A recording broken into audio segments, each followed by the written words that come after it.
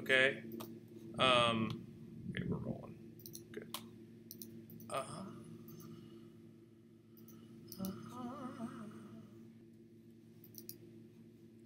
And go. Of course, if the power goes out, we will just kind of do our best to discuss things. I might like make a little fire, do like shadow version of iMovie if you guys want. Thank you for being here. Welcome. Yeah, I'm Stevie. Probably should have introduced myself. I am an iMovie master. No, I'm just kidding. I mean, I hardly ever use it. But I do use Final Cut a lot. And Mariah, you're probably taking this to go to Final Cut? Good for you. Well, and to learn things about iMovie that I don't know, because I'm getting ready to do a project. iMovie's good, because some of you probably already have it. Does anyone have Final Cut Pro? I would be impressed. Final Cut Pro is great. It's super iMovie, you know, steroided out iMovie. But the great thing about iMovie is if you are in the Mac club, it's free. You already have it. So that's kind of nice. All right. So it's this purple star down here. Purple Star of Texas. Just click it. It's going to bounce a little bit. And it's going to start up. And it should be blank like this. If it's not, let me, well, I lied. If it looks like this, let me know. Because we all need to kind of start at 0. And if we don't have a purple star, we need to move. No. I will be there.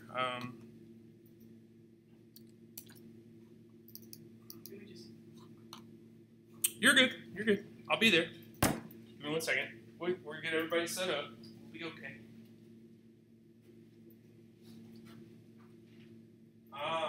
Jeez.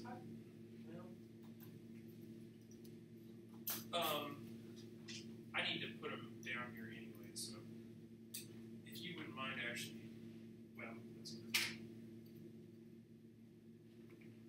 Late. It needs to permanently be down here for classes. So the reason is for this, and I want everyone to remember this when you do the evaluation. It's just I'm lazy. That's why you didn't have them down there. I'm kidding. We just got these brand new 27-inch iMacs. So if I had to drag the star down, you're the first person that's taken iMovie on these computers. Right. And you've got yours, okay. And go ahead and just click the purple star. I don't have to click it yourself. He'll do a dance for you. Yes. All right. So. Let's get out of here. Okay. Does anybody need any help dumping media? So we're going to start over from the beginning. We're going to start at 0. So when you own a copy of iMovie yourself, and you're working on your home computer, it's going to remember and store everything that you've done in there. It's going to keep it in there for you. And that's why some of you guys, including like what you saw with mine, it was just keeping everything there. So a couple things about this program that are a little bit different than some programs that you may have used in your life. It automatically saves everything. Notice if you go up to File, there's no Save button. There is no Save button. Because it does it all the time. Every couple of seconds it does save, probably. Maybe every second. Now. Oh, I have some stuff on there. Okay, well, then. That box. Sorry. Okay. That. Start completely fresh. There you go. All right. So everyone's going to get a little lesson in file management here.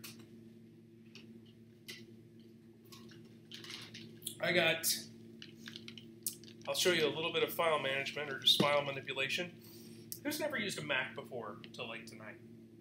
Everybody's used Macs, kind of, sort of, a little bit? Okay.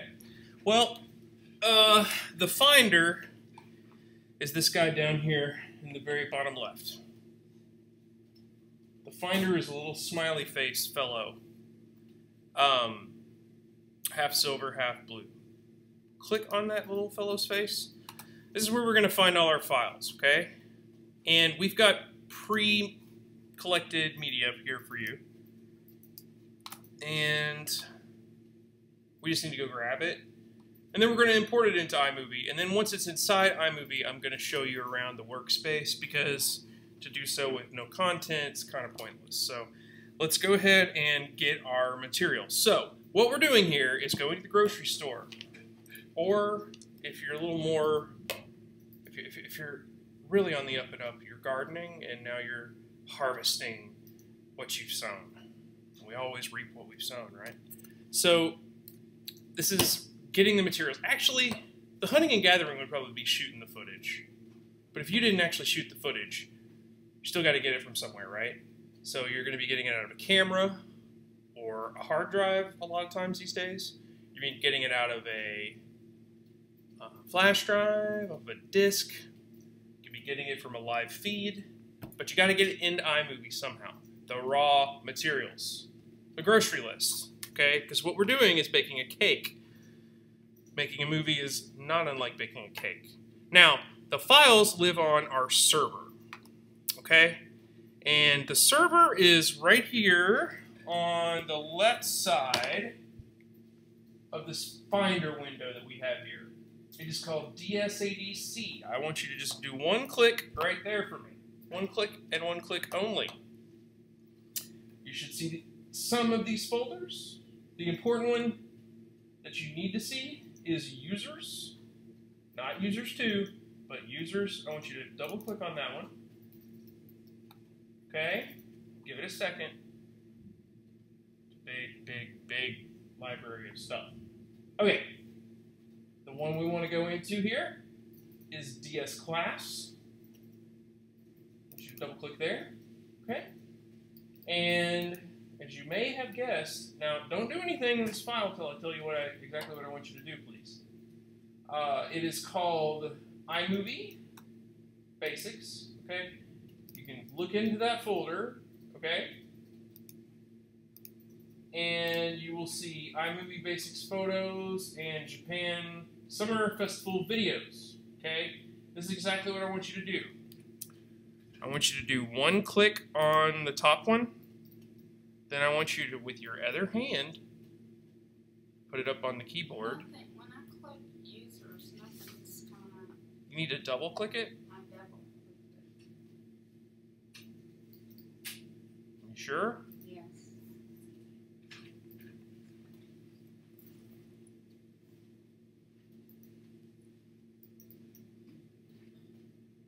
You need to double click it fast.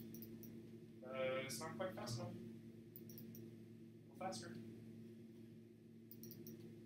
Let's see.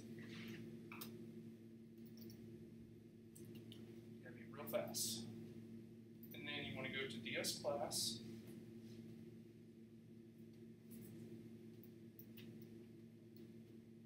Double click it. Gotta be a lot quicker than that.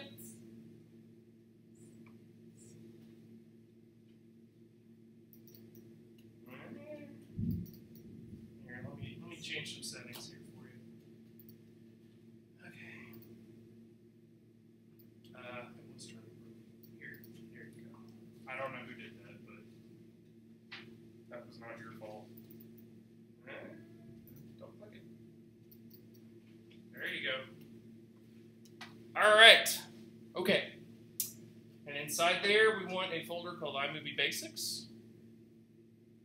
And inside there, there's 2 folders. So let me return to our next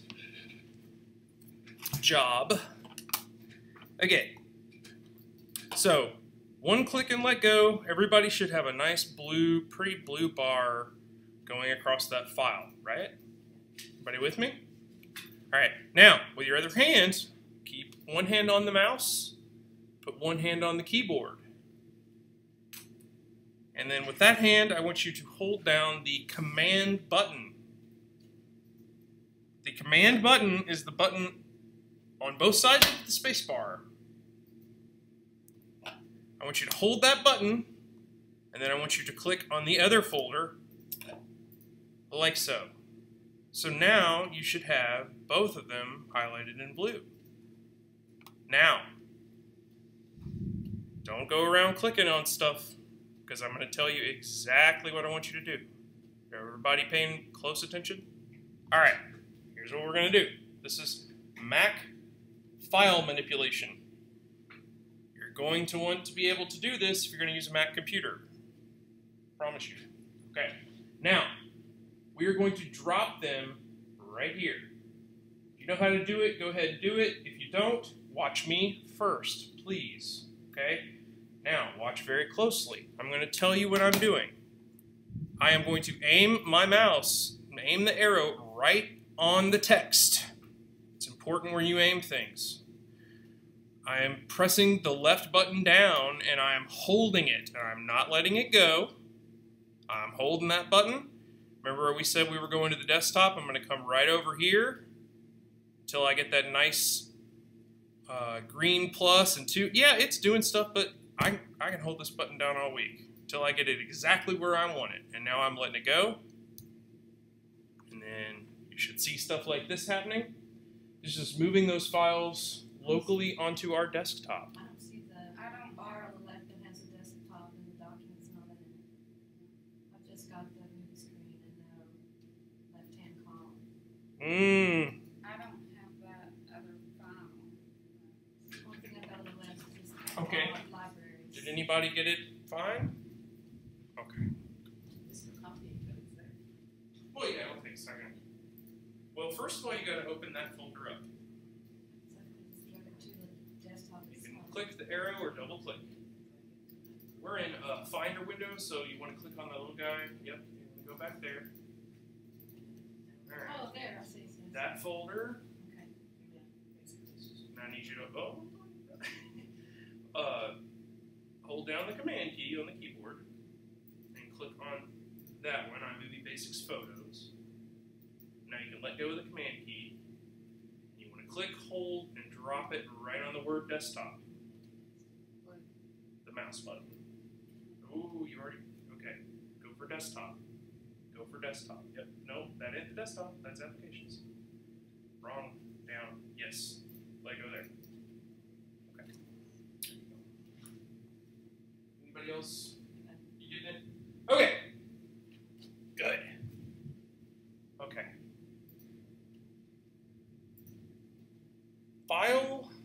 File management is a good skill to have because people often come here and ask me where their file is. Do you know where my file is? Do you think I know where their file is? So, also, there's only really 2 things you need to know about a file that you have on any computer system to find it. You got to know at least one of the 2 things. What its name is, or where it is. And if you know both, it's like triple good. All right. And as you can see, this is fairly substantial. Video's big.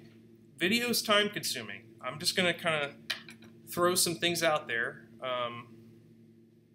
Sometimes people come in wanting to do 2 days worth of work in 2 hours, and just that doesn't work that way. I can't make it go any faster than this, you know? So when doing video work, budget yourself some good time because it takes a while.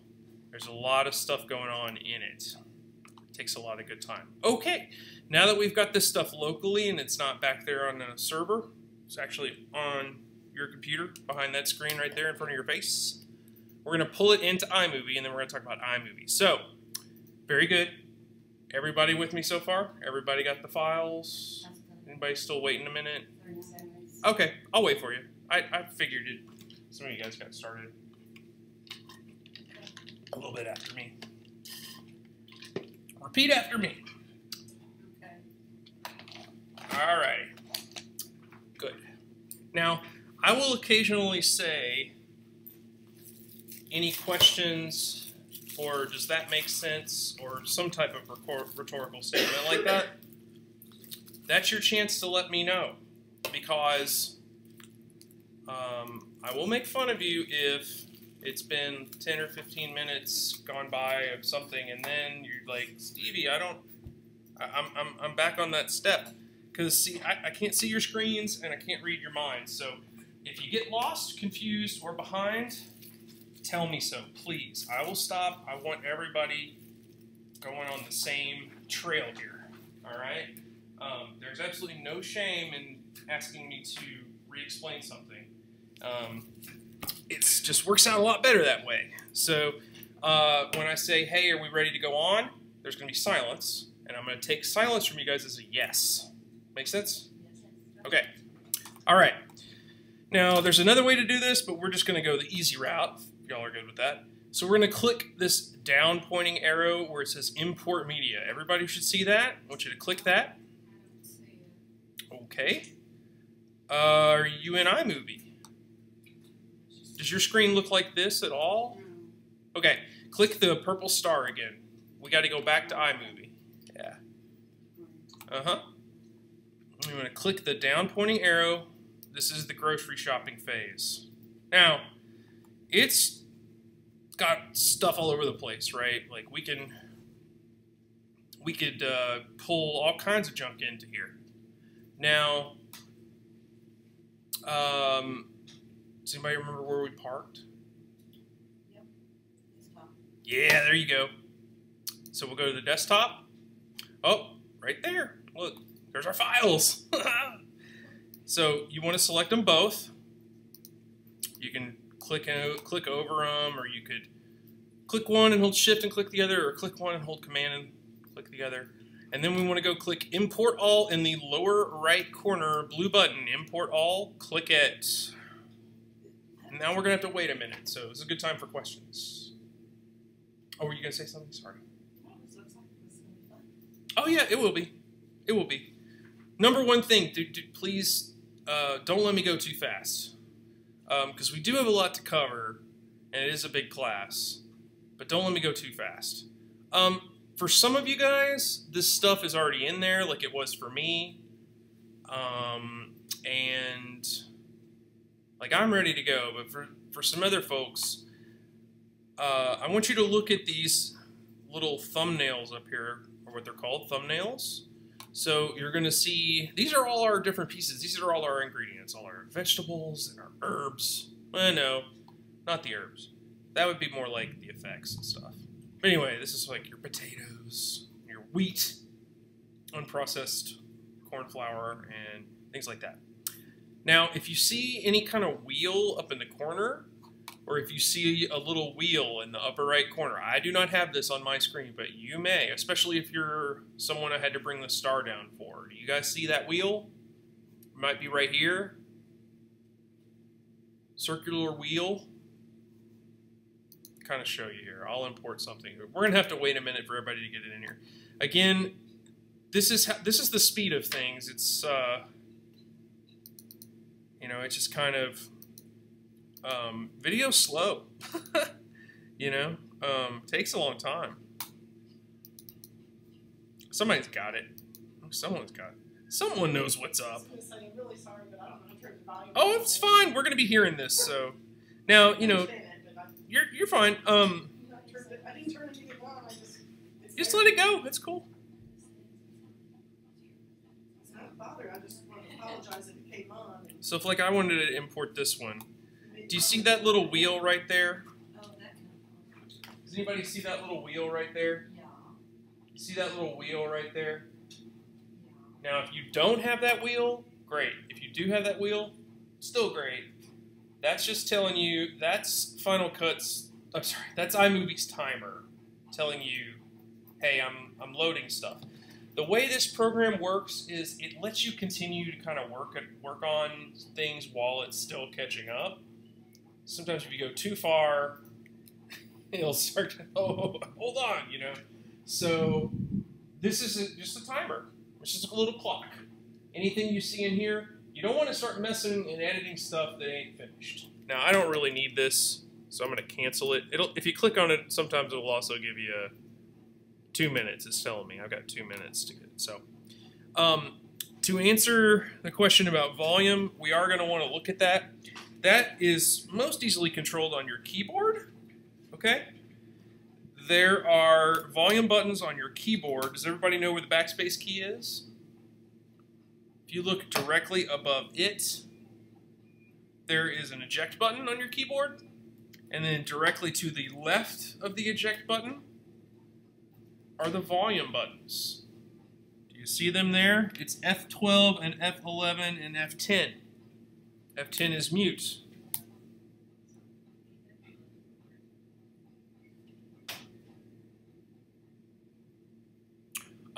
Another way for her to do that would have just been to pause it, but I'm going to show you guys how to do that anyway.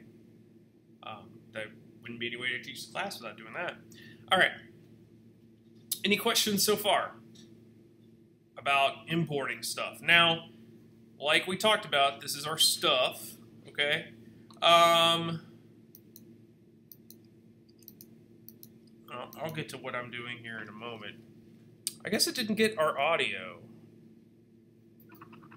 which is kind of a bummer, but we'll see the audio here in a minute. We may not get to that part, but we'll get to the general concept of it. So what I would like to do now is just kind of talk about what are we looking at here, and what's actually going on our screens. Basically, as I've repeated over and over again, all these little pieces up here, whether they be a still image or a video clip or a bit of audio or something else, they're an ingredient that we are going to mix our cake batter in down here. Okay? This is the timeline. This is where the action is going to happen. This is where we're going to change things, modify things, adjust things. Okay? Up here in the top right, this is called the viewer. Okay? So go ahead and click on one click at a time. Just click on some of these items up here, these rectangles. These are these thumbnails. Okay? Now, over here in the viewer, this is your taste buds over here. All right? And this is where you are going to edit any of these pieces. So you brighten it up or make it less red or something like that. That's going to happen over here in the top right. This is the viewer. This is your taste testing. That's what that is. This is licking a little bit of the batter off of the mixing sticks. Okay? If you guys do that sort of thing. And again, this right here, these are the ingredients. Now, So can I just clarify? So Sure. you're saying that when you've got it in the, before you put it in the timeline, when it's up there in the viewer, you can actually edit it then, that image? yes. Okay. You can do it in both places. You can do it in both places. But essentially, whatever you have selected and whatever frame you're on, either in this window in your library or down here on the timeline, it's going to show it up in the top right. But yes, you also do editing up in the top right too. Editing, some editing. We'll get to it, but Contrast? yeah, things like that. Things that affect its appearance or how loud or the pitch of the sound, things like that. Not how long it is, not where it is on the timeline. That's all done in the timeline. But yes, like flavoring, it's done up there. Yeah. And so I call this the ingredients list in the cupboard. iMovie calls this events. Don't really got to worry about it. There's a hierarchy over here. You've got projects and events. Events are always raw materials, just how your camera shot them or what have you. And then a project will include what's down here on the timeline. We're actually going to create a new project now together. So if you go up to File, let's see. Wait, we need a new project here. Well, I tell you what, actually, we're already in a new project. So we could actually skip that part. I'm very used to Final Cut's version of this. So we're going to actually create our project down here in the timeline. It should be ready to go. Does everyone say drag and drop video, clips and photos, etc. down there on your timeline? I don't have the timeline. You don't have that. Oh, The bummer. image is really big. Okay. So I don't have timeline here. Yeah. Okay. If you don't, go up to File. Do you have the option to click New Movie? Yeah. Go ahead and do that. I think that pops open another window asking you a question I think you. to name it. Is that what it's? It does say in the blue window. Yeah, you can go ahead and give it a name. But basically, you can just click OK. You don't really have to. You don't want to make a trailer. So you want to go to File, and then New Movie. Don't have either. Huh? It's grayed out. New movie, and when you click that. But it also doesn't say this down in the timeline? Oh, iMovie. We'll take a look.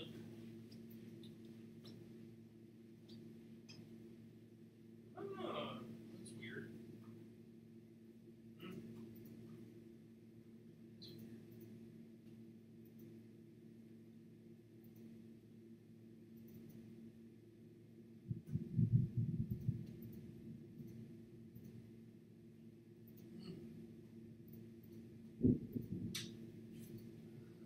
I don't know.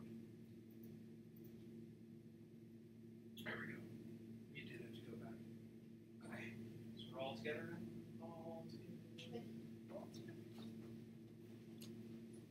Okay. You could create different movies with the same ingredients. So that's kind of something you want to consider here. We're making one recipe, but you can have multiple recipes with the same or different ingredients. We could throw in a little bit of last year's Japanese festival to this one, okay, just as an example. Now, we've got several different types of, we have three types of media up here. We have still photos and we have videos. Now, who thinks they might be able to guess which is which? Any takers? Any brave people? Yes. The camera, the still photo. Yes. The little camera icon is the still photo. And then the ones without that are the video clips, and they are a little bit longer. And I want to show you a little bit about that. There's a couple different ways to see anything displayed in iMovie, either your raw materials or the clips on your timeline. You see this little gear kind of in the top right corner there? You click that guy.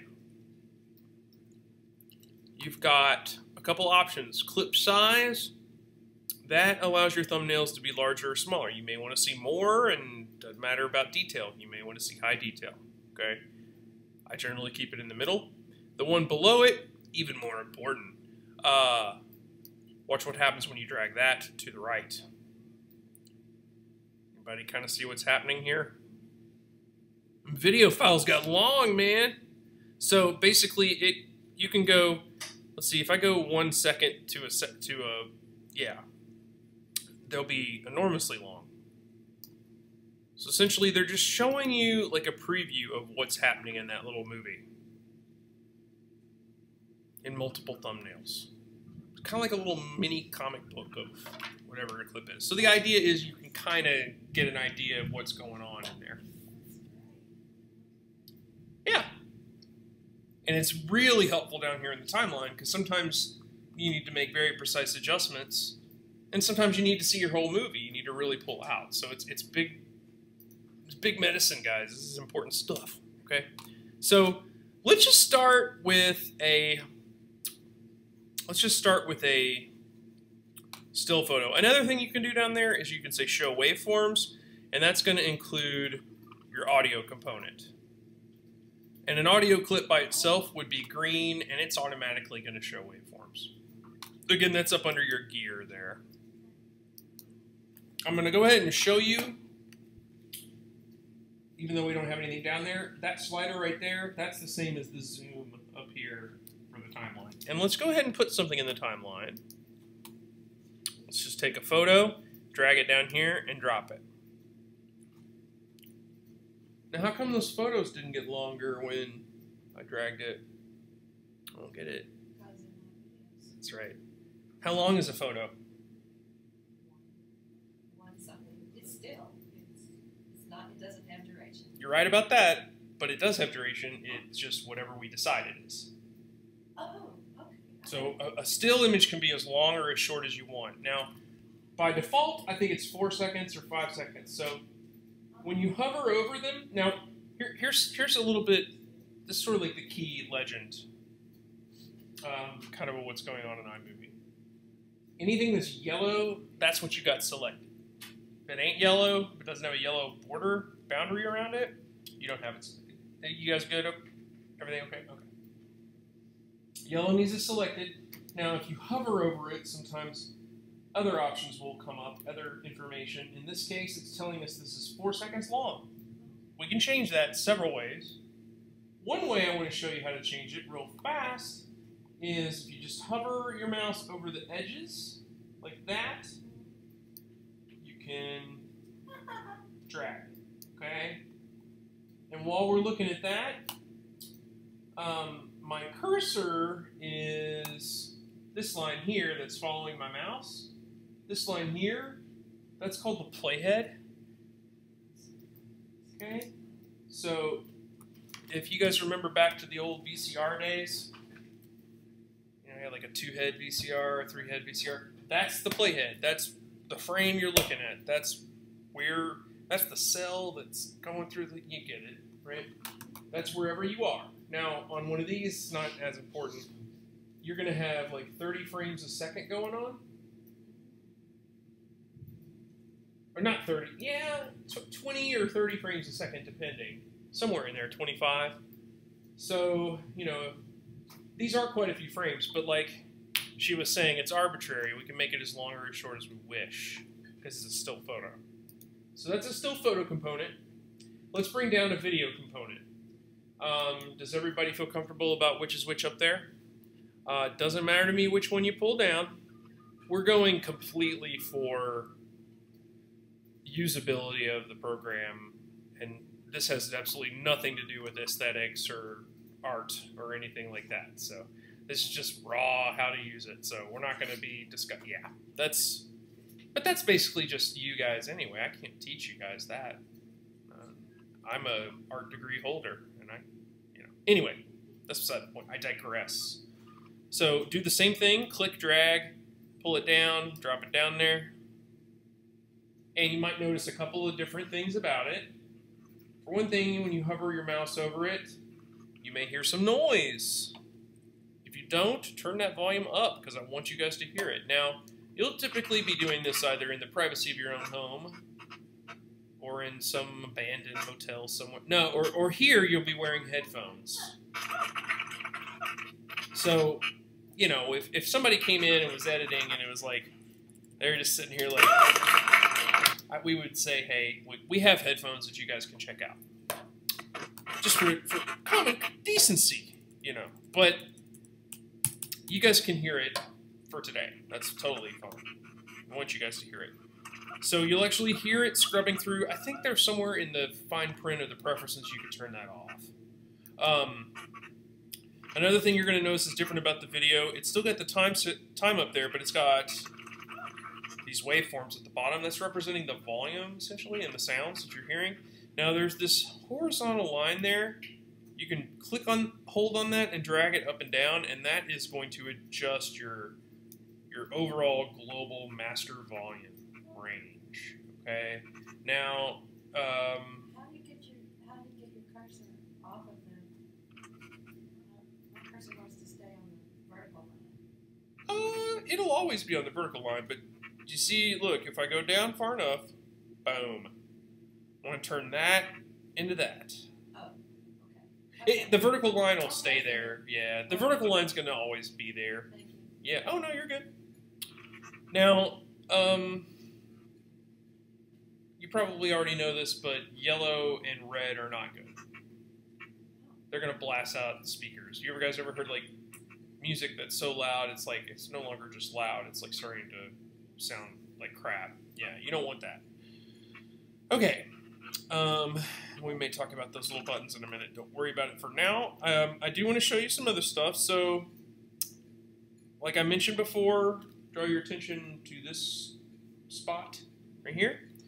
Drag that slider back and forth and kind of watch, roll that beautiful bean footage. You guys see that? So that's as short as I can make it without being the same size as the photo. So that's just basically making each of the frames a little smaller. Yeah. But not in reality, it's not affecting the... Right. It's not affecting... It's a relative thing, yes. Okay. Yes. It is changing the relative length that each clip represents based on its time to our eye. Does it make it shorter in time? No. Okay. You can do that, but you would do that with tools clicking down there. It's just a perspective thing. It's just changing your perspective. Okay. You're like seeing So you the can whole see picture. more, perhaps. Or it's either that, that's why you would zoom out, or if you need to do micro adjustments like frame by frame stuff, you want to get in real tight. Okay? Good questions. All right. And actually, we're going to look at how to do some basic editing. Down in the timeline, we're going to learn how to do some basic editing up here in the viewer. We're going to look at how to add in transitions, how to add in titles, how to add in effects, and then how to bake our cake. How to put it in the oven and all the oven settings, stuff like that. And that's basically what we're going to do this evening. Before I go on, does anyone have any questions? Quick question. Sure. Now that the whole screen is occupied with that video clip, how do I get, let's say I've got stuff before it, besides just that still, how do I get back to the beginning? Ah, okay, great question. I actually was thinking about mentioning that. There's a slider down at the bottom. Oh, okay. You'll definitely probably be using this a lot. Another thing you can do, the wheel on your mouse goes round and round. There's a ball on your mouse. Believe it or not, there's a ball on the top of the mouse. It's tiny. It's like a little 2 millimeter wide. Left and right on that will scoot you back and forth. So that's kind of handy, yeah. Mac stuff, yeah. Mac-tastic. All right. So as I mentioned, you are going to be able to move around in your timeline with this playhead that's going to follow your mouse around anywhere you are down here. It's also going to do it up here. It'll do it up here. And I'm going to show you a way that you could actually utilize it up here in just a second. What I'm going to do is, oh no, get used to clicking down here. Okay? It doesn't matter if you click underneath it, above it, or right on it. That's where you're planting the playhead. So when you're done moving your mouse around down here, say I move my mouse up here. What is it showing me up here, guys? That part right there. Okay? When you're moving around down here, see how there's more people over here than over here? Okay? When I'm moving around down here, it supersedes that. But when you're out of that area, it's going to be right where that is. You can click on that and drag it too. I mean, if you want to do it that way, you can also do it that way. Kind of click anywhere on the top there. That reverse pyramid. Okay.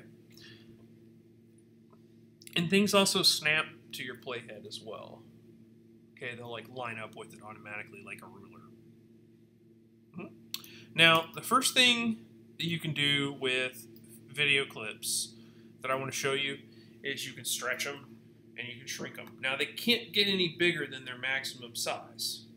However, you can repeat them, you can loop them, you can have the same thing happen, same thing happen, same thing happen, if you want to do that. But one of the easiest, I think, and most, one of the easiest edits that you could possibly do is to trim, I believe is what it's called. So all you do is go to one of the two sides of your video clip and you can click and drag and you can take off from the beginning. You can take off from the end. I've lost my video clip down here and somehow, You lost your video clip? yeah, on the bottom somehow I've got volume on there. I don't know. Volume. Oh. I'll have to take a look at that. I don't know what I clicked on to get that. I don't either.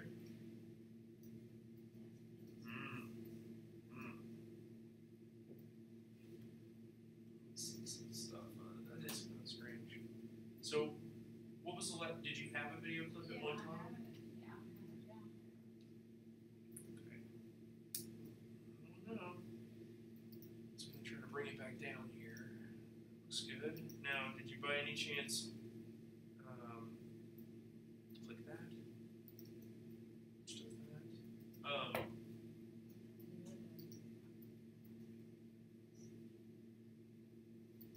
Yeah. I'll put your photo down there too. Yeah, I don't know. I mean, I could see. There's different ways to get that, but I don't know which one happened on you. Everybody else good? No, I accidentally lost my timeline. You guys playing around clicking stuff, man. You gotta. Whew, I teach a minefield class after this, like Minesweep. You guys are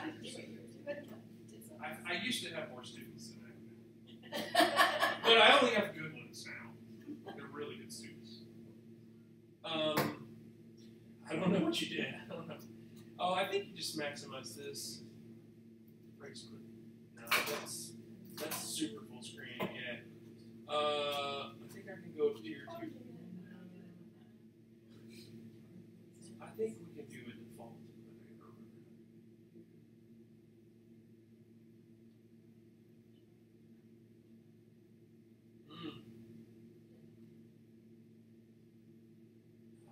You did lose your timeline. I don't know what's going on here.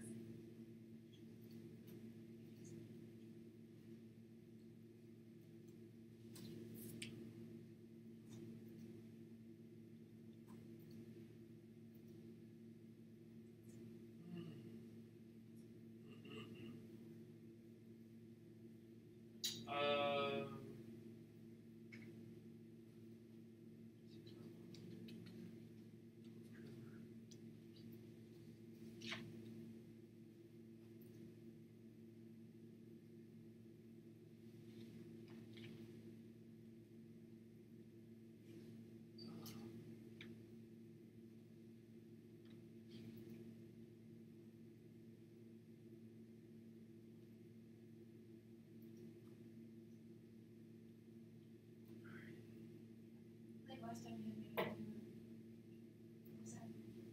New movie?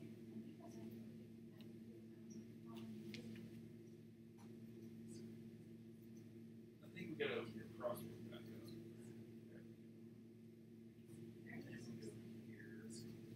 There you go. You're welcome. I'm not sure how you got there, but we got back, man. Alright, so what we're doing. We got out of the way of the mine. Is editing the link of the video. Yes, so let me get back to that. All right. So everybody got what I'm looking at right here. Everybody, we're all there, right? Okay, good. You can click on either end. Can't make it longer unless you copy it, but you can make it shorter. And guess what? If you change your mind, unlike getting a haircut, you can just bring it all back. Resurrect it all. Like that. You have to fully drag it all the way out. It won't just like double click and go back to 4-minute, 52-second video. No, not that I know of. No. But you can stretch it all the way out. And in fact, even if you got other pieces on there. So let me actually drop another dude down there, right? Okay. So you guys can do that too. It's as easy as 1, 2, 3. You just kind of drag it down. So I got this piece too. And check this out. If you guys want to watch my screen, I'm going to go on this clip to the left, go to the right side of it, click, hold, and drag, and it'll push it on down, right? Keeps them separate. They don't run on top of each other unless you stack them, okay? And of course, it's all time-based. Something I don't know what they were thinking at Apple, and I love Apple. Well, yeah, I mean I do love Apple, but there's no numbers up here. I don't know why that is. Could be somewhere in the preferences, but I don't have time to goof around on that. It does show you where you are in the time code versus how much time code you've got total. Okay. And like I said, it does show approximately how long the clip is there. Okay. But this here, that's a hard 0. It's a hard bottom. You go lower than that, you're underground. You can't do that. So that's always the beginning, the genesis, if you will. And then you make it as long as you want. Now, well, you really can't make it as long as you want, but theoretically you could. Realistically, most of the time people are doing 30 minutes or less, but you can go longer. The only limitations of length, other than how long people can sit there watching it, hey man, you might be making Gone with the Wind for all I know. 5 hour, you know. But those 5 hour family reunions are some of my favorite watches, let me tell you. Especially the good parts, you know. But typically, like, stuff that you fit on a DVD would be less than 2 hours, an hour and a half. I know when you guys buy DVDs, when we buy them at the store, they'll say, like, 2.5 hours, 2 hours, 40 minutes, but it's a lie, I'm telling you. It's not, I don't know why, but at least in my experience here, it's been harder to get more than an hour and a half, an hour, 45 minutes onto a DVD. I don't know why. Shorter than that is fine. If you're just going to YouTube or somewhere with it, I mean, you can go long. 2 hours, 2.5 hours, that's going to take you good. That's going to take you a good 30 minutes to an hour just to prep and upload to somewhere online. So budget that in too. Once you're totally done, you're looking at more time in the end because the cake's got to cook. And then if you're putting it online, well, you got to ship it too. You got to send it out to whoever's birthday it is. So, got to take those under consideration. But anyway, I digress. Back to editing, okay? You can drag the sides, like we looked at. You can also do something up here, which I seldom do, but I have done, which is, it's tricky, and it's going to be annoying for some of you guys. What I would do is just click on a photo and select it, and then I would, without clicking yet, come down to a video clip, all right? And then somewhere inside the video clip, not on the edges, you can click, hold, oh shoot. Actually, I'm sorry guys. I'm thinking Final Cut. Actually, this is how you do it. You click on the clip, and then you can drag the ends in, like that. Now, notice it didn't change it, because we can't really change our raw materials up here. They're actually never going to be changed. The originals will always be there. But if I only wanted this middle chunk, I could do what I just did and then click, hold, and drag it down, and it would be a shorter piece that then I could do this little bit again. Like, I can bring it back again. So, really, you know, So if you know exactly basically the the same thing. time frame, like 2 minutes 02 to 2:06, you could do that up on top and you wouldn't have to worry about trying to refigure it on the bottom. Correct. There you go. You could do it either way. It's kind of like a shortcut. It's about, well, yes and no. It's kind of about the same amount of time, but it's still, yeah, it makes your timeline less messy. Unfortunately, you can't, you know, like you got 2 hours of footage on your camera and only the last 30 minutes counts. If it's all one file, you got to import it all in and then start chopping it up. I don't know of any other way to actually take a raw file in the file manager and do anything to it. You got to put it in a program of some sort. But yeah, it's not a long cut. It could be a shortcut. I'm going to show you a couple other things before we get into more of the heavier editing. they used to have buttons for these. They don't have it anymore, but you can favorite things. You can even name them. It gets complicated, but you can.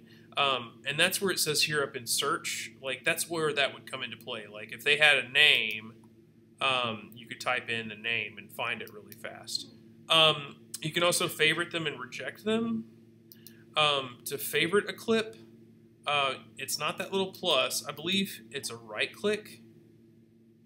And if you don't have right click enabled, let me know. Some of you guys may not, but the right button, you'll notice there's favorite. You can also hit the letter F or reject. You can hit the backspace, yeah. And then unrate, that just kind of clears it out. So if I do favorite that clip, notice how it gets kind of a green bar at the top. Do you guys see that? The green bar. And then if I reject it, no one likes rejection. It's hard. But, you know, you don't have to, you're not going to use all your clips. Well, again, you're going to have one of those 5-hour Thanksgiving dinner home videos if you don't. So. Right click doesn't work. Okay. Do you see where you would name it, or do you name this? You know, I don't know. In Final Cut, you can most definitely name it. So to get right click, here's what you want to do. You ready to get the right click? Okay.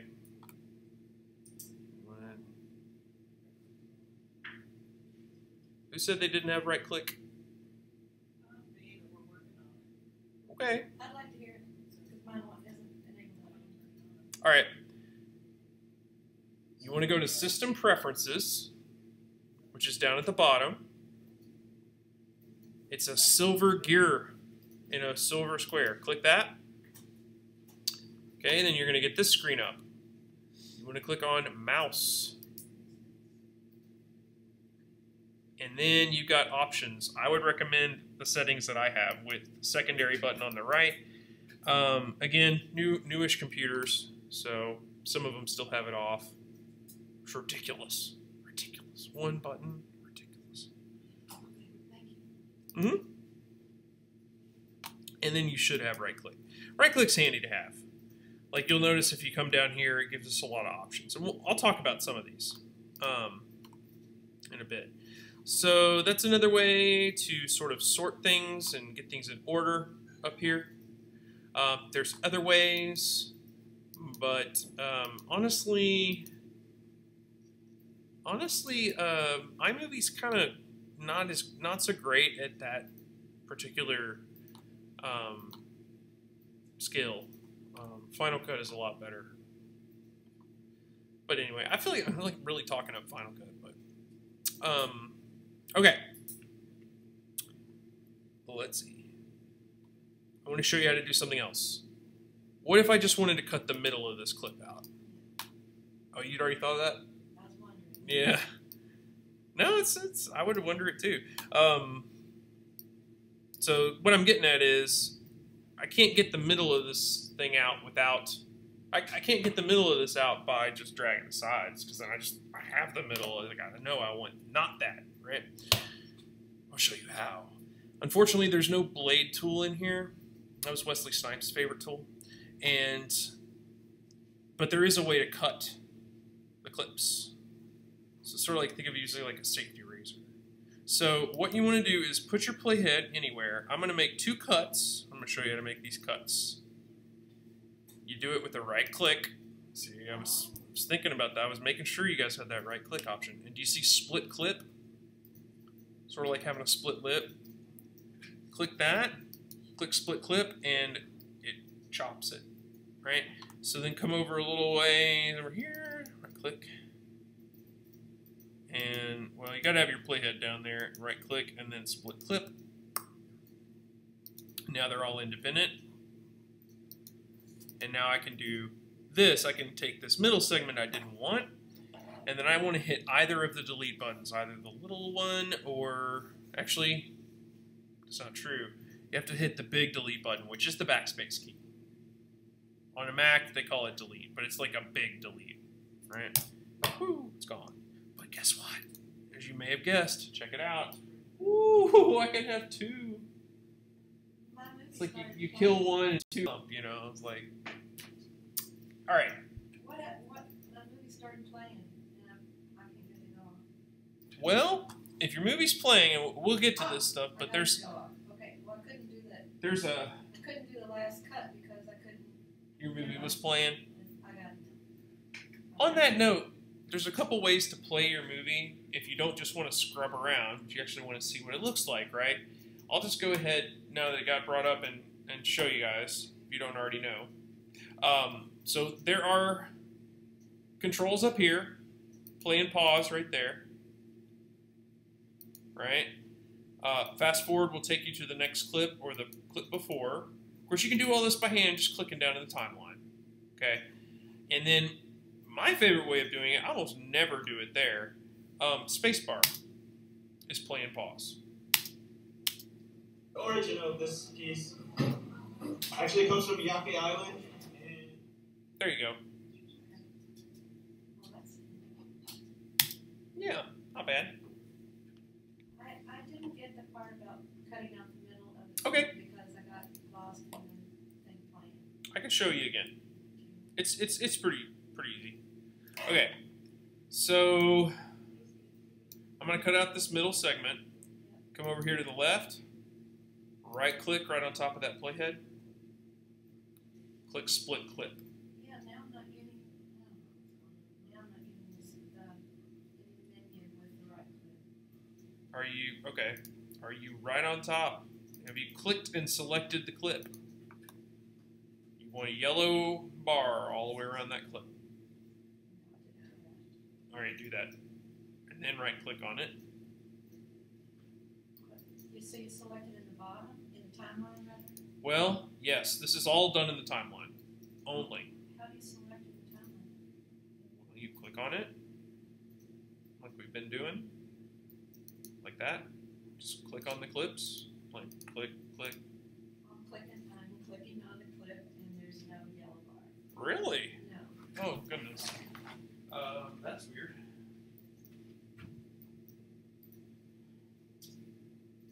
Click on the clip for me. You're right clicking on the clip. You need to left click on it. Now right click. Now go to the, call that Playhead. Right click and split the clip. All right, and then it should be two pieces. Now, and then you would come over here and do the same thing a little ways down after you're at the end of whatever bit you wanted to cut out. Hit delete, and it's gone. But remember, it's never really gone because it's still up here in its raw form. So that's nice. That's nice. All right, so that's how to cut clips. I want to show you something else, and then I'm gonna show you a couple more things, and then I'm gonna take a minute for questions. All right, are you ready? Now this is all gonna be left click stuff. You're not gonna be right clicking for any of this. All right, when these are down here, you can move them around. Get your ducks in a row, so to speak. All right, if I don't want this at the beginning, I want it at the end, I can click and hold, pick it up. I usually go up with it up here. Notice I have not let go of this mouse yet. And I can go, and I can let it go, and now it's at the end. And everything will go typewriter style. Okay? You can move them anywhere you want. The trick is letting go of the button of the mouse when it's right where you want it. So this photo here, I want it right in between these two clips. What I do is I just push it down in there, wait a second, okay, and that's what I want, that blue outline goes right where I want it. And then it'd be like a bully, like, you know, like whatever, but you can make a photo as long as you want. You can make a slideshow with this. You could throw all the photos down there at 5 seconds a piece and put transitions in and all kinds of fun stuff. Can you use images from PowerPoint, or you have to? PowerPoint? Keynote, but probably not PowerPoint, but Keynote, I would think, yeah. Good question. So does everybody feel comfortable moving pieces around? And I think what might have happened earlier when she had that piece down here if you drag it down, like, oh, you can't do it with a photo, but with a video, if you drag it too far down, it becomes just audio. Like, the video part of it dies and it just becomes sound. And the reason for that is that iMovie just, oh, geez, that's weird looking. I don't know about that. That don't look so good. That's kind of a glitch. Anyway, likes the sound to be on the bottom. In fact, there's a special soundtrack layer, if you will. It's got little music notes down in the lower left corner. And I want to show you something else. You can click and drag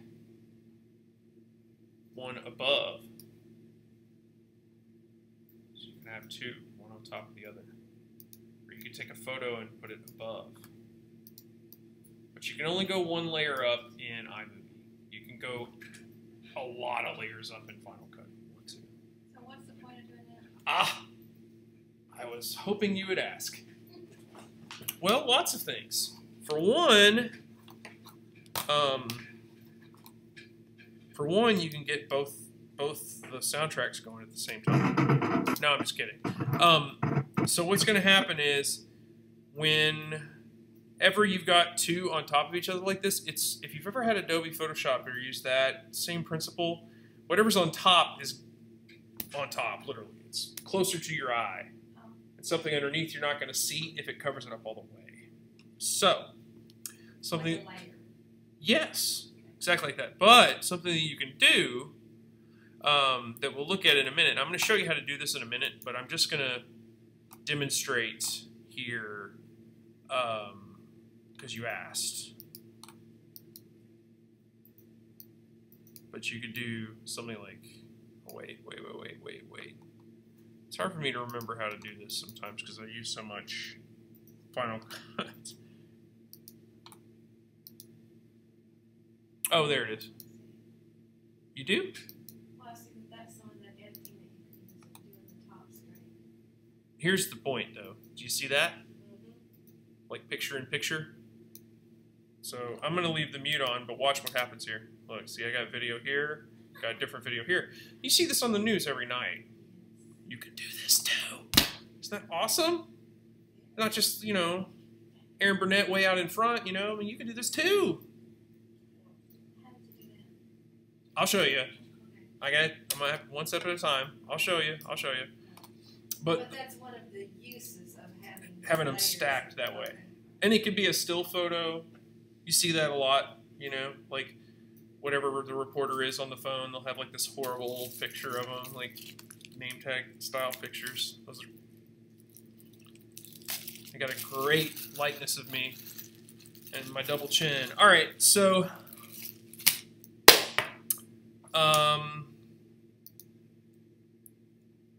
titles work that way too, but they're a little different because they're text-based, but they usually live up on top of the film. So technically, there's still a movie underneath the letters, and you can move them around. So it's like very Photoshoppy.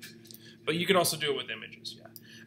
And also, it doesn't have to be picture-in-picture. It could be split screen.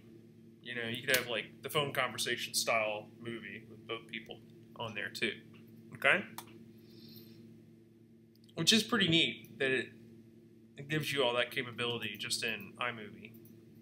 That's getting kind of more Final Cut advanced stuff. Okay, and so down in the timeline, until we start to add in more functions and features, which we'll get to in a minute, like transitions and titles that I've been talking about, that's more or less the editing in the timeline. There's one more thing that you can do that you would need to do if you were stacking it, and that is to detach the audio.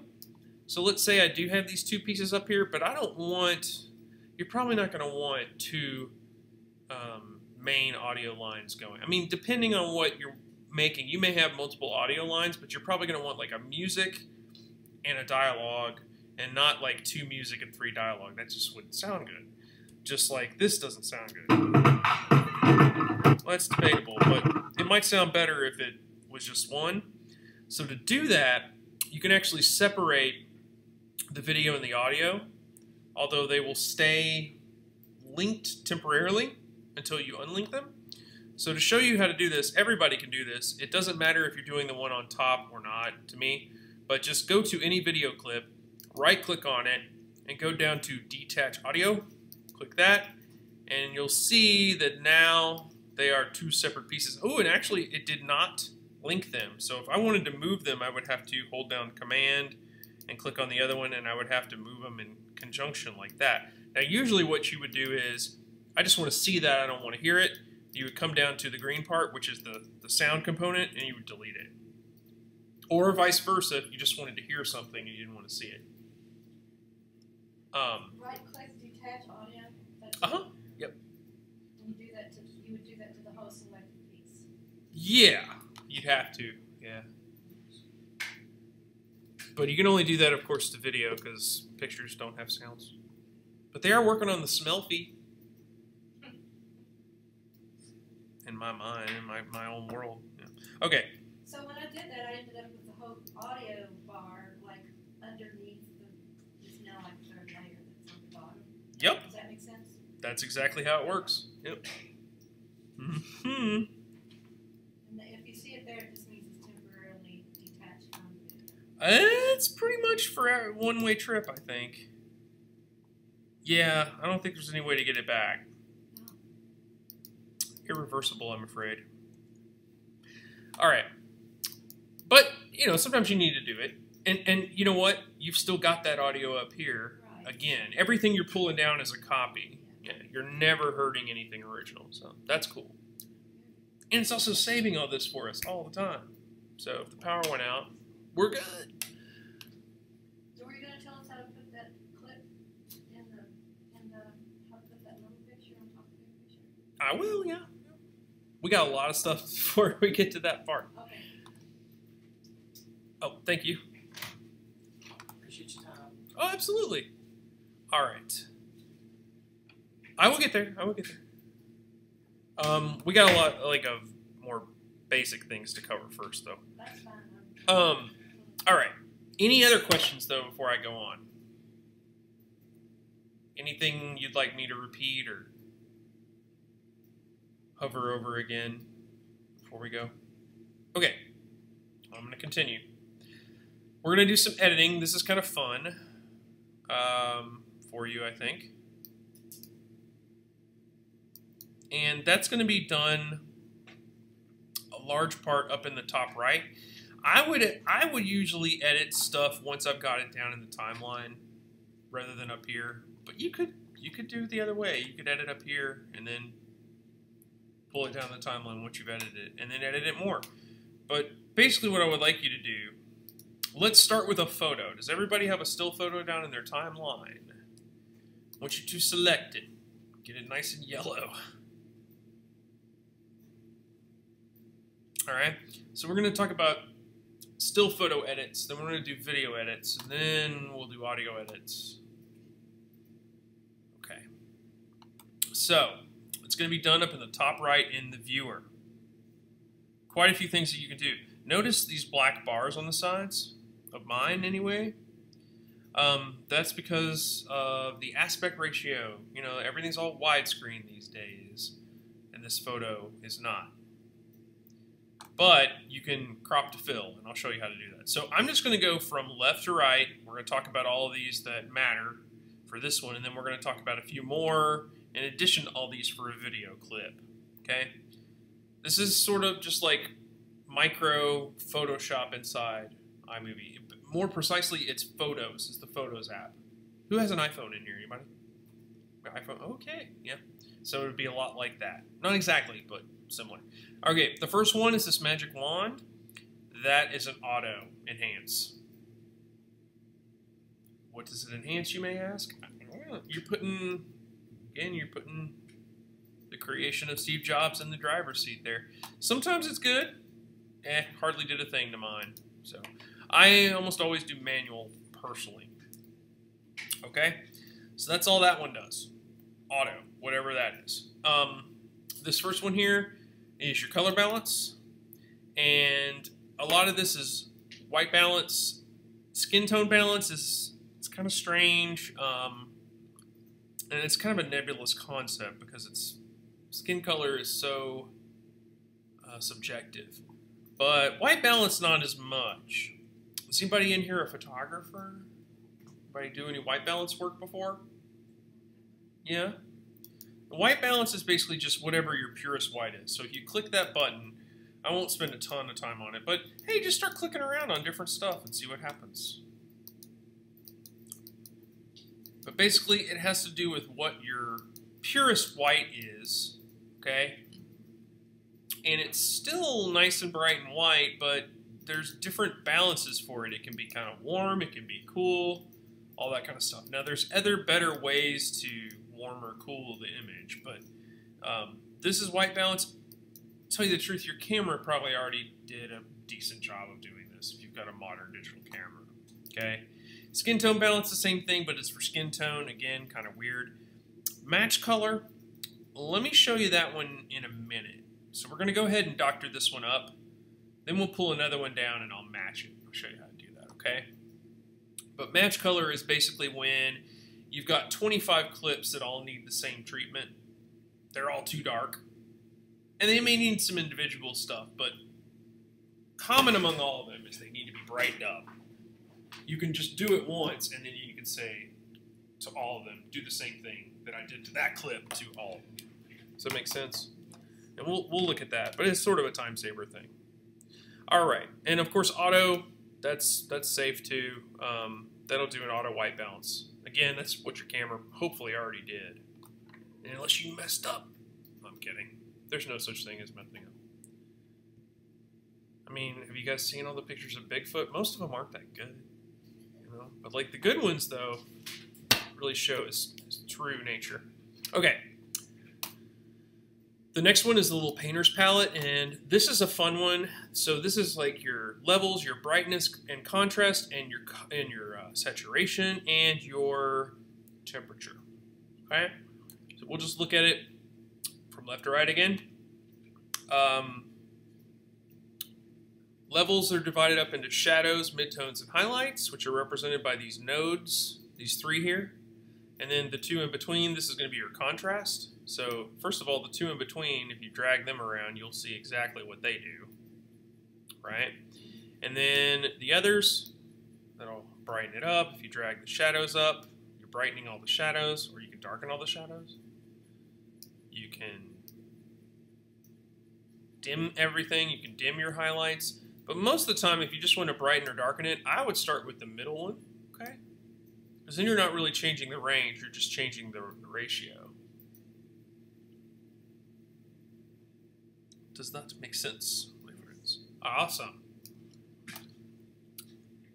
This other one here, to the right, is the rainbow. It's the rainbow. It's the saturation. Should make sense. Willy Wonka Land or Pleasantville, your choice. Okay. Anybody remember Pleasantville? You do? Glad I'm not the only one. All right. It was good. I don't really see like a kid like that being that obsessed with some old show, but it's just a movie. You know. You really love that show for like a modern kid. Like a modern kid that's like 14, just like, I love Ricky Nelson, man. He's great. You're like, how do you know who Ricky Nelson is? All right. And then this last one here is the temperature. And I don't know why. I think a few versions back they also had tint. And anybody that remembers the old school tube TV, I think we all remember those. Remember they had the green and the red? You could like make the people in the news green. Like I used to do that. My dad would yell at me. But it was fun, you know. Little did he know I would grow up to be like a master video editor. All right. Also, notice you got reset. So if you feel like you've messed up, which for me is most of the time, you can just click reset and you're back to square one. And all of these you can reset all the way back. You can take all the edits you've done out. I am going to edit it a little bit. I'm going to brighten it up some and maybe increase the contrast some just so I can do a match photo here in a minute. But this is one that you will probably spend a bit of time on if you're needing to spend time on it. But sometimes it looks fine, you know. One thing you would probably want to bear in mind is sort of continuity stuff. So if you're making a movie, like a fiction movie, you wouldn't want one scene to look really dark and the other scene to look really bright because you shot them on different weeks. But in the movie story, you know, they're like one right after the other. So that option is there for you.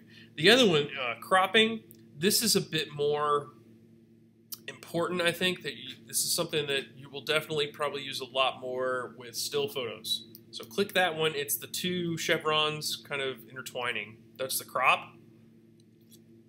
Now, fit is one. It's going to put the whole picture inside. If it's a really tall picture, like a lot, you know, like if you're like me and you're forgetting that you're shooting video on your iPhone, you're holding it vertically, it's going to be like really tall and skinny in the middle, and you're going to have a lot of black on both sides. But oh,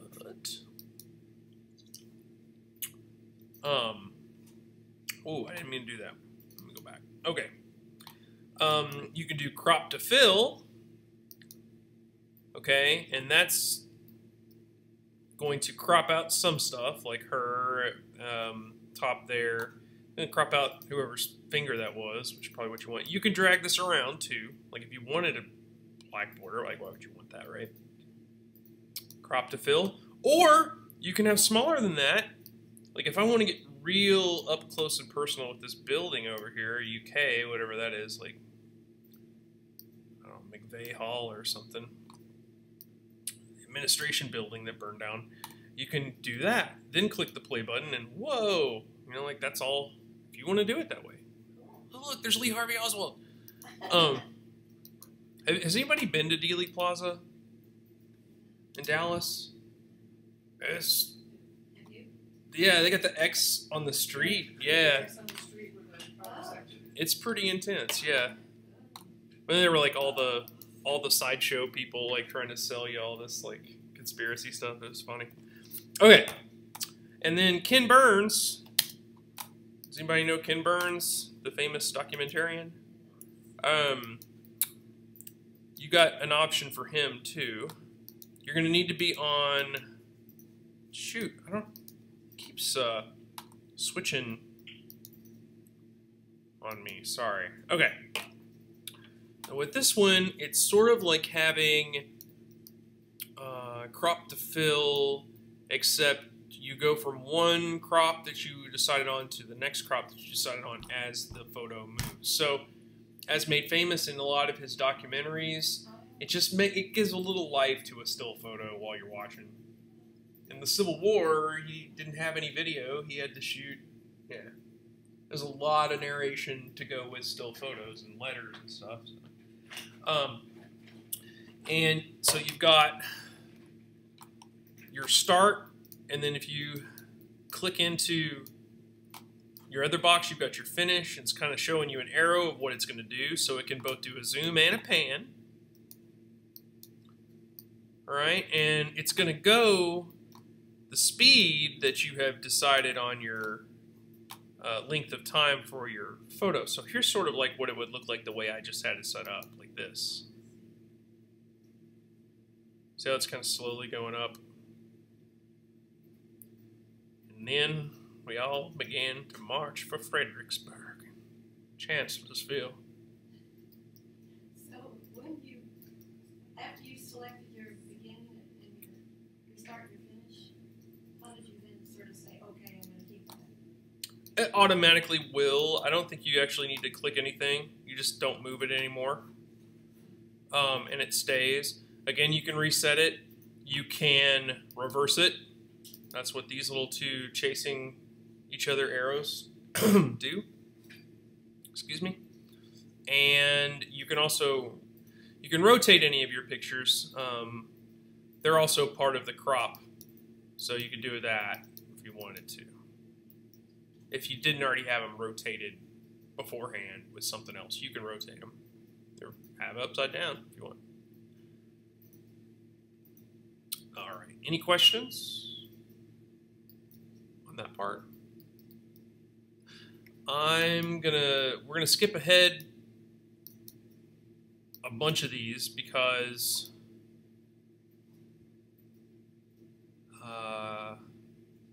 There's When you're doing no... that work, I do have one quick question. When you're doing that work up in the, what do you call it, the viewer, Yes.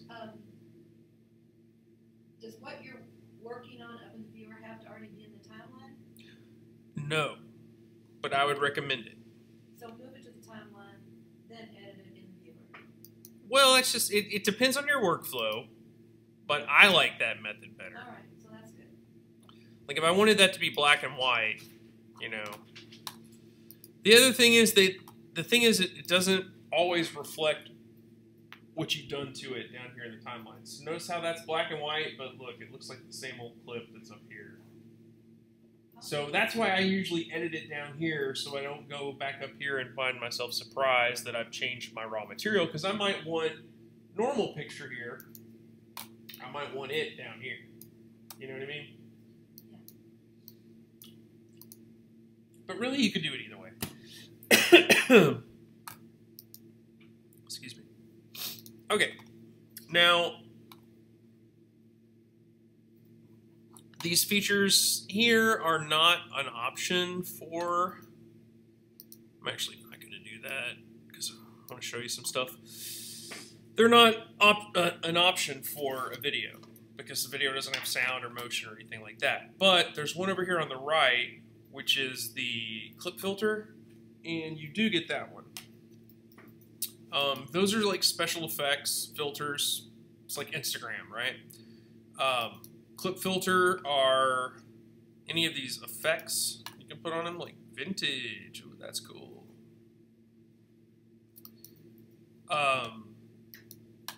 There's some that look like old film, like Silent Era. Silent Era actually puts, check out Silent Era. It puts a little animation on it too, like a little slow zoom and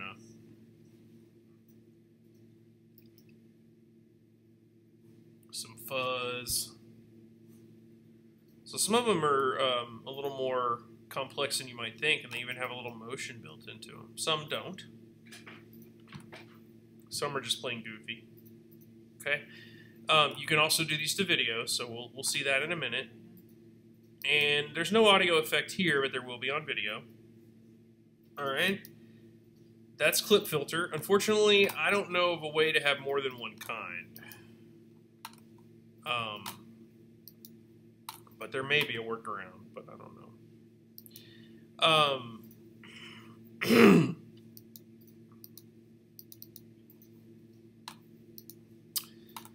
And then to the right of that, there is the information. Here is one place that shows you the name of the file. I don't know that we get to name them. It's like, I don't even know what it really searches for, honestly. But it tells us the name of the file, date it was shot, time it was shot, and sometimes how long it is. Also, under the info panel, we can see if it's been faved or rejected down there. And that's how you edit a still image inside Final Cut. iMovie. Any questions on that? Because we're going to look at a video now. Looking at a video with sound, okay? Definitely want to be looking at a video with an audio track underneath. I never have actually gotten any sound to play. Well, check your keyboard I did that. and click that F12 button multiple times. Not getting any volume knobs like I have on my screen. Do you see these? No? No, and I have the sound keyboard at home, so no, there's no volume. I'm not getting any volume. None of that's popping up?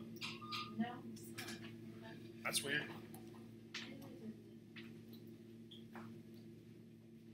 Maybe something's turned off on the keyboard. Right here? No, these are them. Oh,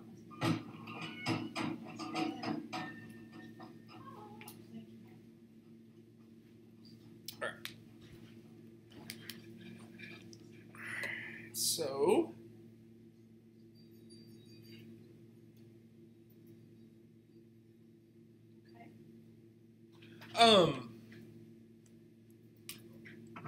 we were going to look at a video. So again, park your playhead somewhere, and you'll come up here. You're really only going to be able to look at one frame at a time when you edit a video. So it's wherever you left off with the playhead, wherever you planted that is where you're going to be. And what you want to do is, we'll just briefly look over here. Remember, all these, they're the same, starting here on the left. But I can hit match color, and then I can go over to where I want to match it down in the timeline. Notice that my mouse is down here in the timeline, and I'm going to click on that photo, and watch what happens when I do so. Boom. It changed it.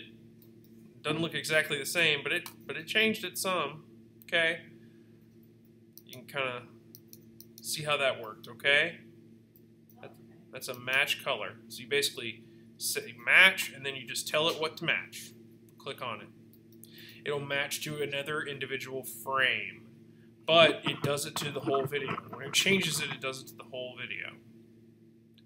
So any of these adjustments that we're making happens to all the video clip is a bunch of strung together pictures. So it's going to do it to all of them.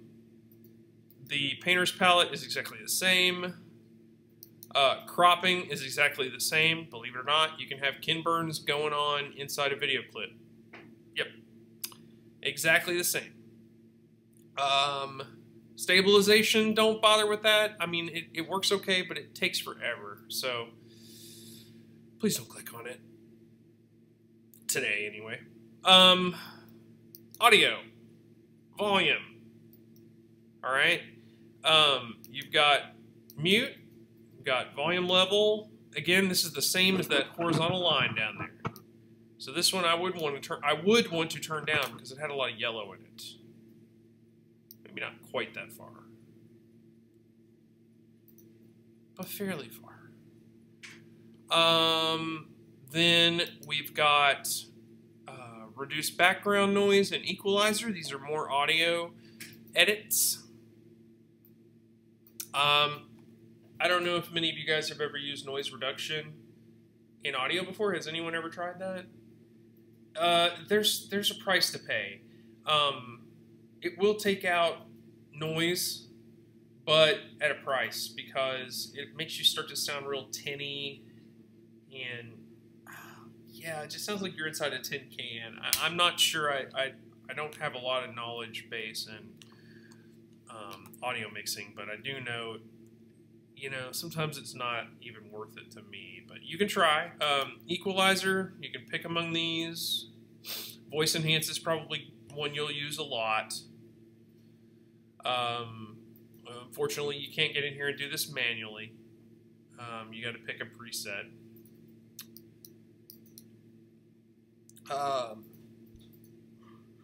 Excuse me. I apologize, folks. Speed. You can do things like slow-mo, high speed, or reverse right here. So if I wanted to do fast, boom. Oh, but look what happened to your clip when you do fast. Half as long. It's also got a little rabbit in there telling me that I went fast. If it's slow, it'll be a turtle. Yep. So I could do, 10% is going to be an eternity, but if I did 50%, it's going to be, because it's, let's see, if I reset it, okay, sorry, I don't know what's going on here. Mine's frozen up.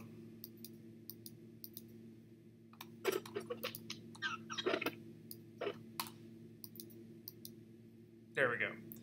If I make it slow, notice how it got way longer. So it's going to adjust. It's going to keep its speed relative in your timeline. So if you want to show 2 seconds at half speed, that's going to be 4 seconds. Which is just kind of basic math. That's just kind of how it works. Okay. You can also reverse it if you want. It's going to just flip the clip. So if you modify the speed of the audio, it's going to modify the speed of the video as well. No. Oh, wait a minute. I heard it's going to modify the whole movie. Yes. To answer your question, yes. It's going to, yeah. If you speed it up. If you want to do slow-mo visually, it means the drums will be loud. Mm-hmm. The sound's going to go with the pitch. Yep. Okay. Absolutely. Or if you wanted to speed things up, like in Hard Day's Night or something, they're going to sound like chipmunks. You can remember that you can detach the audio and keep them separate if you want. So there's a way out, but all right, we're going to go over to these last couple. So there was the video effects, like the visual effects. They're the same as before. Give it a crazy effect if you want. But this time there's also audio effects.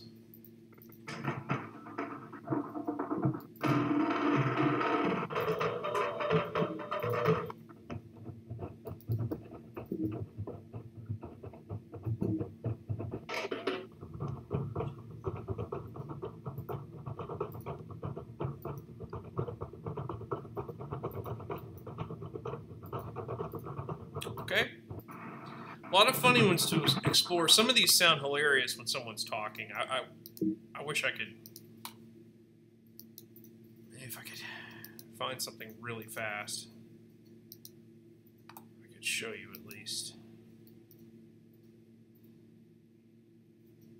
What happens if you click on the audio effect box and the drop-down doesn't come? You might not have a clip with... I don't know.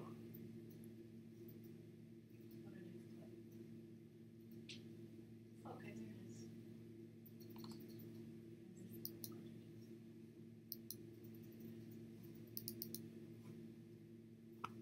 We do not condone or support any SeaWorld activities here at the library. These sound funny. Like...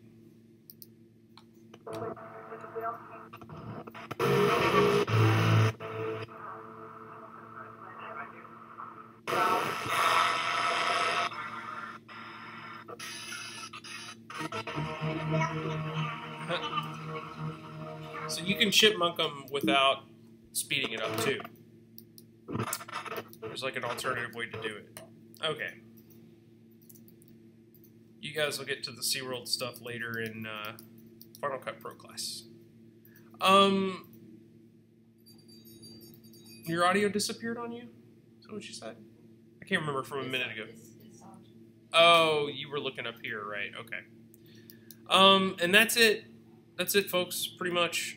Now, there was one more special request that I need to talk about real quick. I can't spend too much time on it, though. All right. Put a photo on top of a video and plant your timeline right there where they're both on top of one another. You should notice there's a new button that is up there. So in that one, you got some options. Cutaway, green screen, blue screen. That's only going to work if you've got green behind it. That's a little more complicated. But split screen is one, and then picture in picture is one.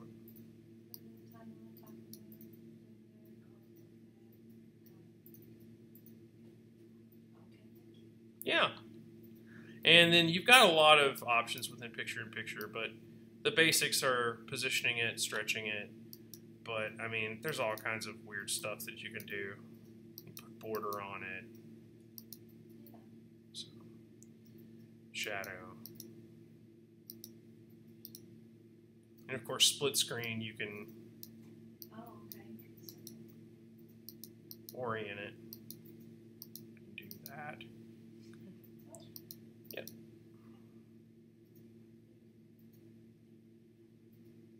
Were you going to talk about putting an audio track? That's one thing I should do this week, is record some audio, and then I'm going to use that as the soundtrack for a series of photos. Do you have time to talk about that, or other people might have a... Yeah, I can talk about it. It's fine. Go down to this. Does everybody have a date down here, or is it just me? No. We're looking for that green. So up in the top left corner, iMovie library. Does anybody have this audio file? All right, we're gonna have to go exploring for it. Is everybody ready? All right. So, and this is cool because you can like add, you can add new stuff at any time. So, if we go up to File, Import Media, this is another way to do it once you've already started, right? And we're gonna have to go deep down into the file system, but bear with me. Users on the left-hand side, top left, users. Then we want to go down to, geez, show me that. Hold on a second.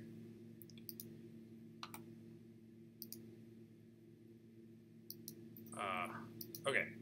You guys probably have something that looks like this. You want to go to the DS class again. Inside DS class, there is, I will tell you exactly where to go. There's one called GarageBand.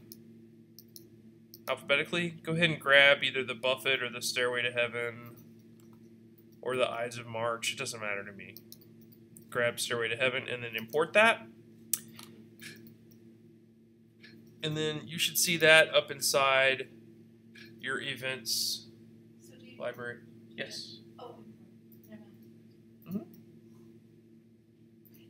Yes. It just appears up there in the library like everything. Mm-hmm. Yeah. And it'll be green. Where is it import? Okay. I see it. Uh-huh.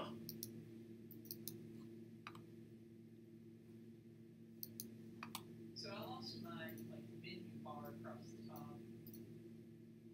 Which one? This one, the Yeah. silver one? Yeah. You probably put it in full screen mode. So what you want to do, try hit escape.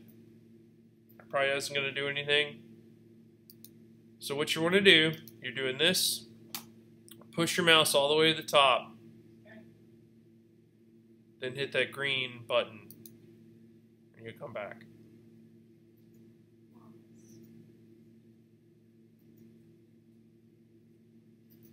In iMovie, what kind of sound files can you use? Do they have to be MP3 files? Or I'd have to look it up. okay. Yeah, I mean definitely MP3s are good. MP4, anything Mac. So if you record something in a voice memo on your iPhone, Yeah, you're probably good. you can probably use that. Yeah. Or you know, if you can't, you can convert it. So I've actually got a question. Mm-hmm. I noticed that these files are imovie.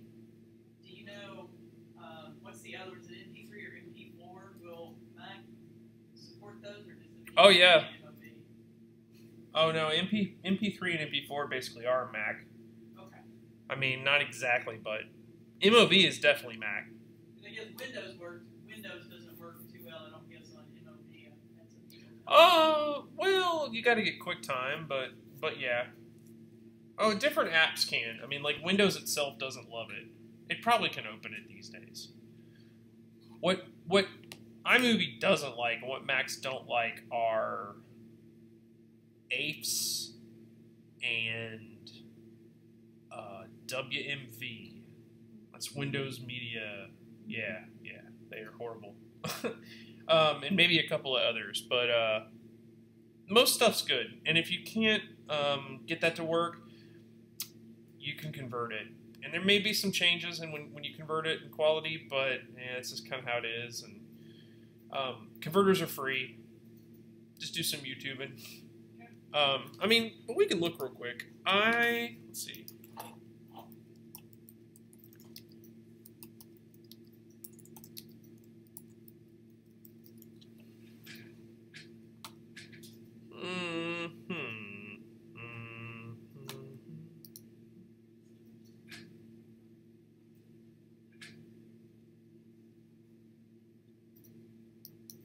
I think it's talking about the ones it can create, but maybe not.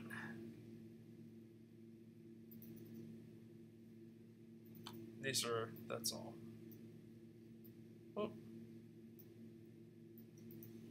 Oh, AVIs. Yeah, you'll see those a lot.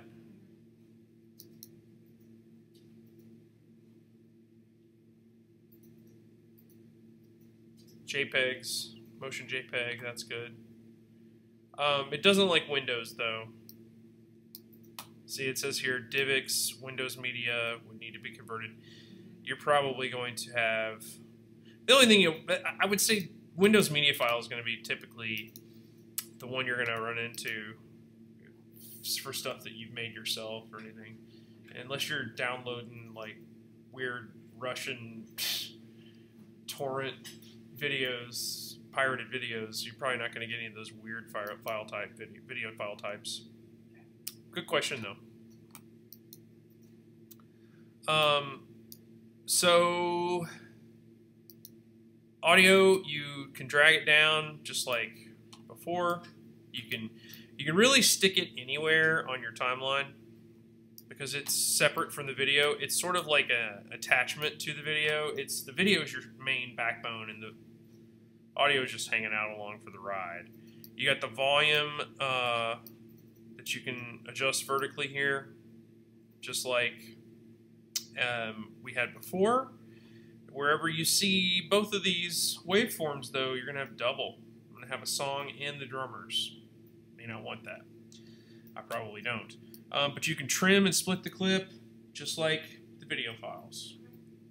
In the beginning and the end, there are these little nodes, if you can get your mouse on them. And if you drag them in, they'll give you these little count-off crescendos and decrescendos.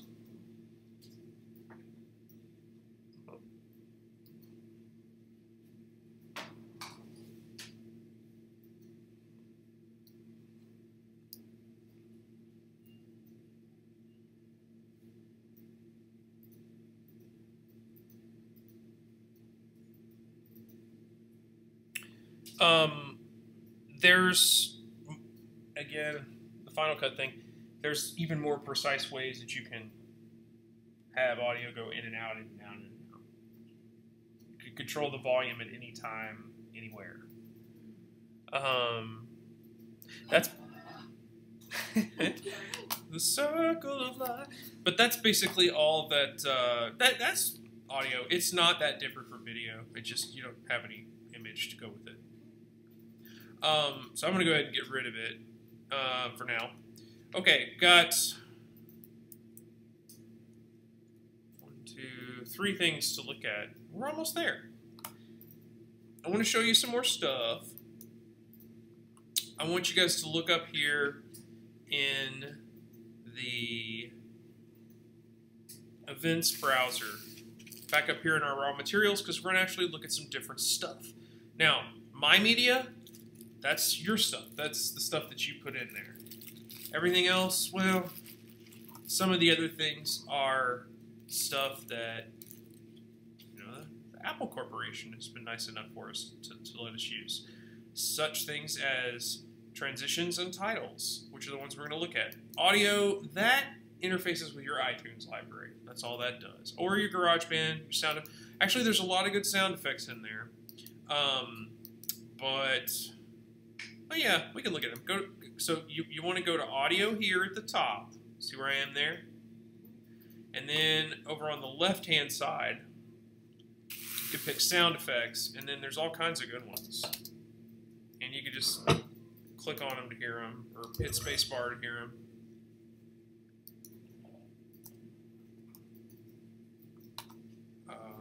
These are funny.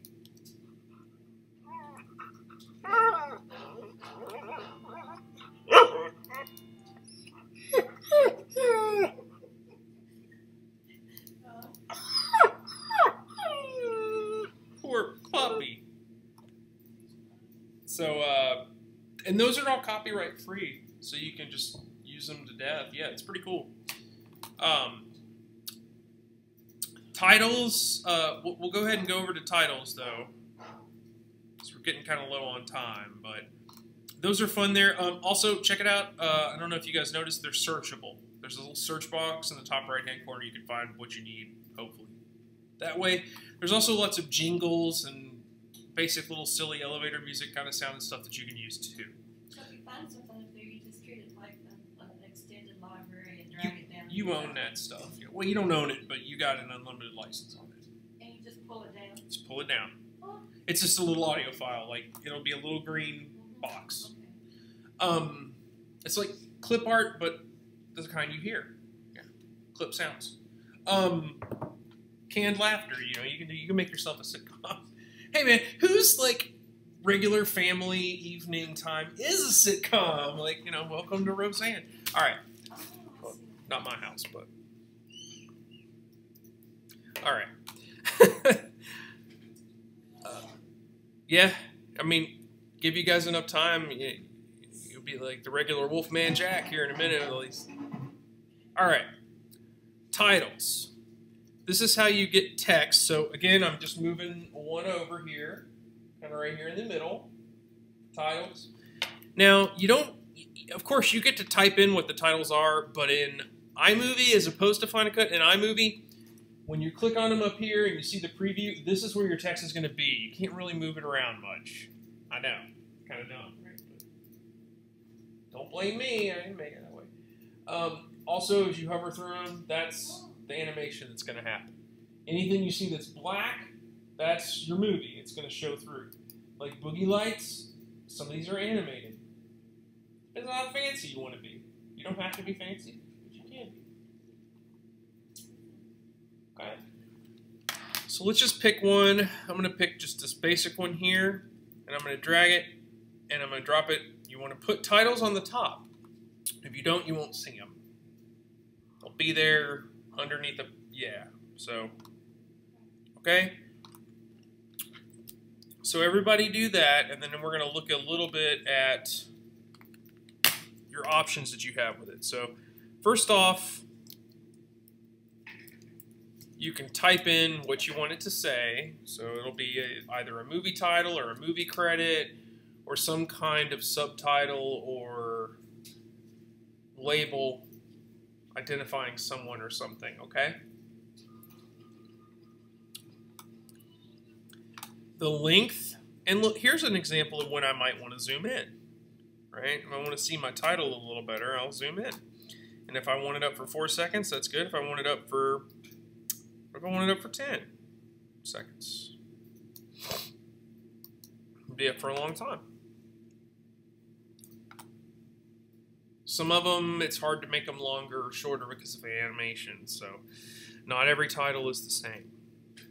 So whichever part of your, like say you choose a 10-second title, or you make your title 10 seconds long, then it's going to cover up the first 10 seconds of the video that it's hovering about. Okay. Yep, you got that right. Anywhere you see this purple, it's going to be above my photo. It's a Jimmy Buffett there.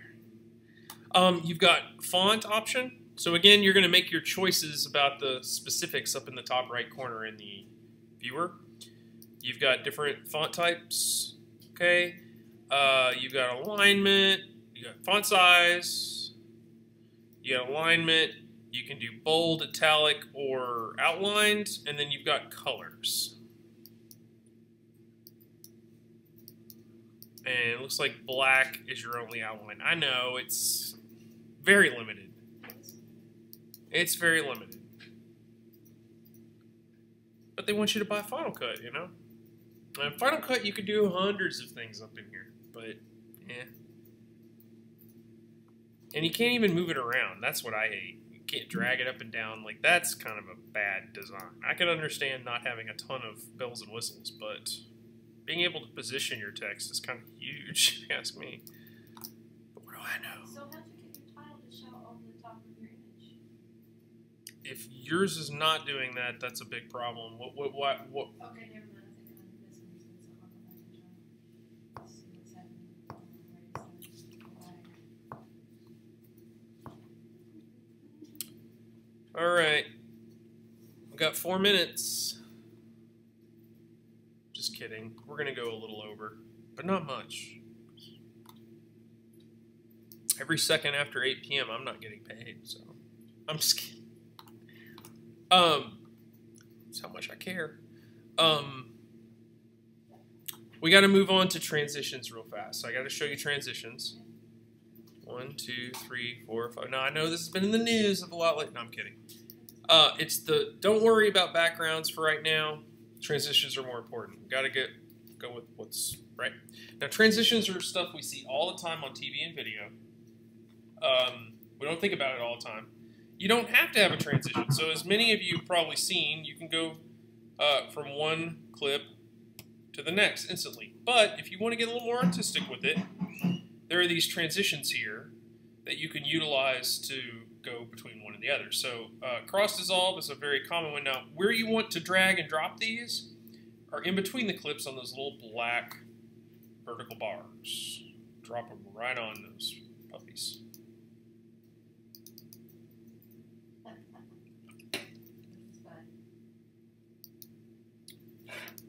So then it'll look more like this. It'll go in from one to the other. They don't take up any time, okay? They don't take up any time themselves. It's hard to explain how they work, but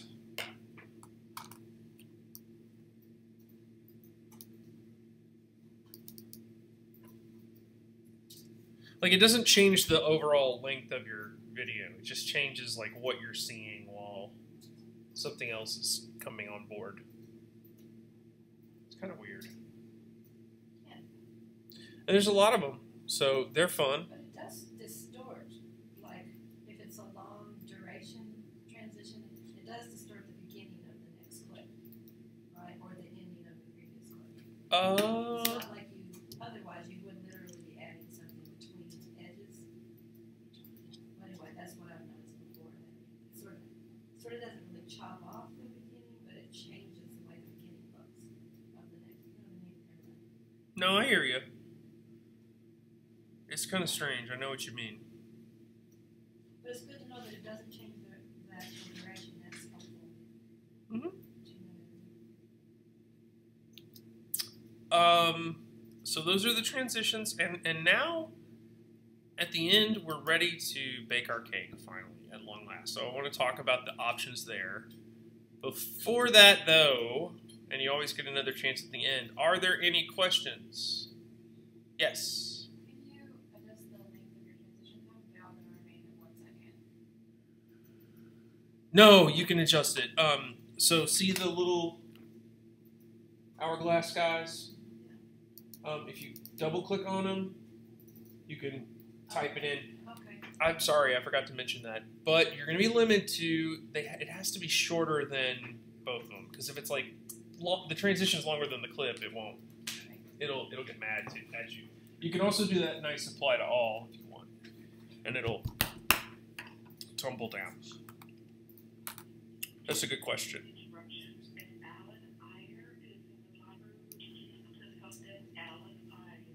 I don't know who that is.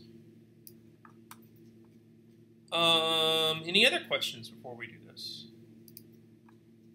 Okay, so when you're making these movies, you're probably going to make them more than once because you're probably going to make it and then see something you want to change and then you want to change it. You can always come back to where you are here. This is what's getting auto-saved, okay? So you can always come back and do changes unless you go in and delete this file, which I don't recommend you do unless you're really running out of space. So when you're done, you got a couple places you can do this. There's a button up in the top right, or you can go to File, Share, and then you see all these options. Don't worry about theater. It's like an Apple gimmick. It's not really that cool. Email, it's going to, you know, longer movies are going to be so big. So I don't think I've ever used that one. Don't really use iTunes much, but you could. YouTube's pretty nice. It saves you a step. You would go ahead and sign in, and it'll upload it straight there. But the drawback from that is you don't have a file yourself. You'd have to go ahead and make one. So I usually go ahead and make a file and then upload that to YouTube using YouTube. That's me. Same goes for Facebook and Vimeo, what I was saying about YouTube. Image, I don't know. I think that's a disk image for burning, but I would have to double check on that. for burning DVDs, but typically, okay, yeah, let me see what that does. Don't click image, but yeah, I don't know. Typically, you're going to hit file. That's your basic make a movie, and it's going to be an MP4, I believe, or an M4V, but it's going to be Apple QuickTime Movie.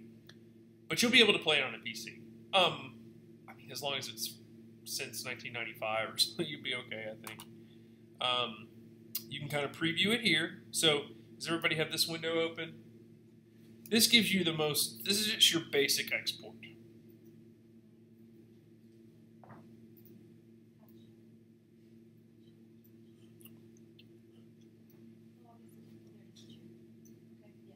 Okay, and then do file. You can name it again if you want. You can give it a description. Tags, this is more like on your computer than in YouTube, although you do get an option to do this for YouTube while it's uploading. Tells you a length, tells you estimated size, although you can change that estimated size a little bit by changing the qualities. Format, you're usually going to want video and audio, but you can do just audio in here. Although, if you're really getting into audio mixing and stuff, there's GarageBand for that. There's a ton more options than that. Resolution, we're already maxed out. If you do go smaller, your file size will get smaller.